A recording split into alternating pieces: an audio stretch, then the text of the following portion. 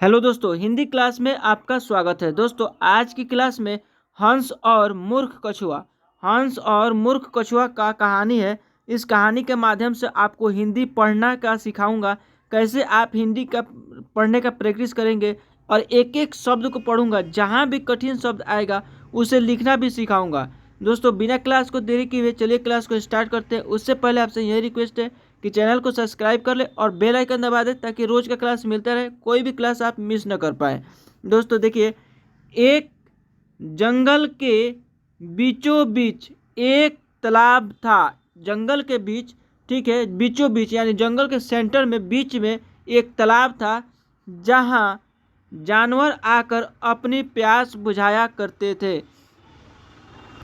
उस तालाब में सारी पक्षी आते थे, जानवर आते थे, सब आते थे और वहाँ पे अपनी प्यास बुझाते थे। जब भी प्यास लगता था तो उस तालाब के करीब जाते थे और अपने प्यास बुझाते थे। अक्सर क्या होता है, जंगल में जो भी जंगली जानवर होते हैं, पक्षी रहते हैं, पशु रहते हैं, सबको प्यास लगती है, पानी की सबकी आवश्यकता होती है। जब उन्हें प्यास लगती है, ठीक है, तो वो पानी पीने के लिए उस तालाब में जाया करते थे, सब के सब, ठीक है। उसी तालाब में एक कछुआ भी रहता था और वह फालतू की बातें बहुत करता था और वह कछुआ बहुत बात करता था, बहुत बोलता था, ठीक है, और फालतू के भी बात करते रहता था। इधर का बात उधर, उधर का बात इधर करते रहता था। इसलिए सभी जानवरों ने उसका नाम बातूनी कछुआ रखा हुआ था। इसलिए जितने भी वहाँ जानवर थे, पशु थे, पक्षी थे, सब क्या बोलते थे उस कछुआ को?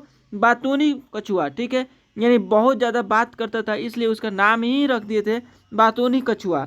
लेकिन दो हंस उसके बहुत अच्छे दोस्त थे। लेकिन दो ऐसे हंस थे, उसके अच्छे दोस्त भी थे, ठीक है, जो हमेशा उसका भला चाहते थे, जो हमेशा उसका भला ही चाहते थे उस कछुआ की, क्योंकि वह दोस्ती थे उन लोगों का।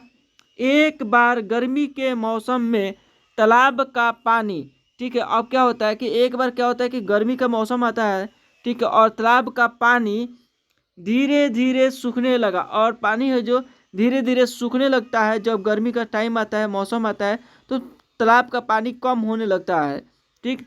जानवर पानी पीने के लिए तरसने लगे और जानवर को प्यास लगती थी तो उस तालाब के पास जाते थे, तो उन्हें पानी नहीं मिलता था और वह तरसने लगे कि पानी अब हम कहाँ से पिए, हम अपनी प्यास कहाँ से बुझाएं।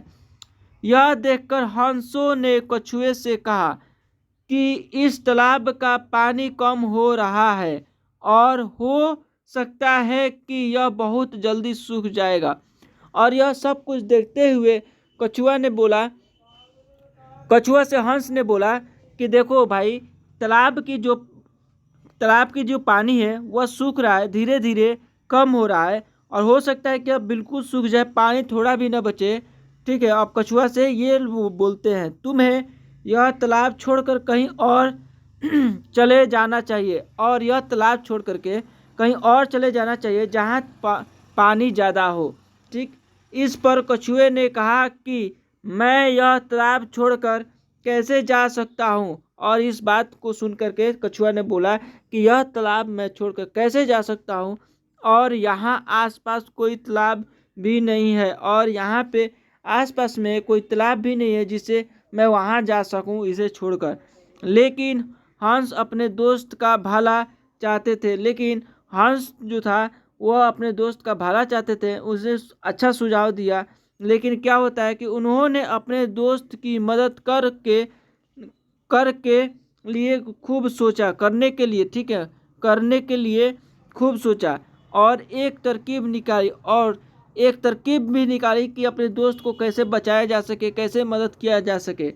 दोनों हंसों ने कहा कि हम एक लकड़ी लेकर आते हैं, और उन्होंने राय किया कि हम एक लकड़ी लेकर आते हैं, तुम अपने मुंह से उसे बीच में से पकड़ लेना, और हम एक लकड़ी लेकर आते हैं और तुम क्या करना, उसे तुम अपने मुंह से बीच में पकड़ लेना, ठीक है, और लकड़ी का एक एक सिरा हम दोनों पकड़कर तुम्हें यहाँ से दूर एक बड़े तालाब में ले जाएंगे और तुम्हें यहाँ से दूर बड़े तालाब में लेकर जाएंगे जहाँ पे बहुत सारा पानी है।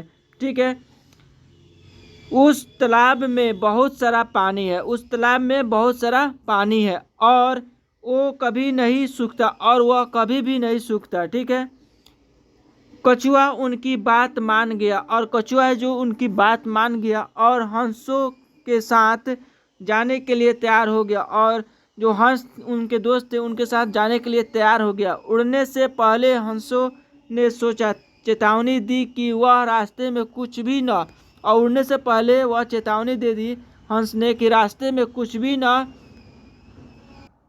भी न बोले। जब हम बड़े तालाब पर पहुंच जाएंगे तब ही उसे जो बोलना है बोल सकता है।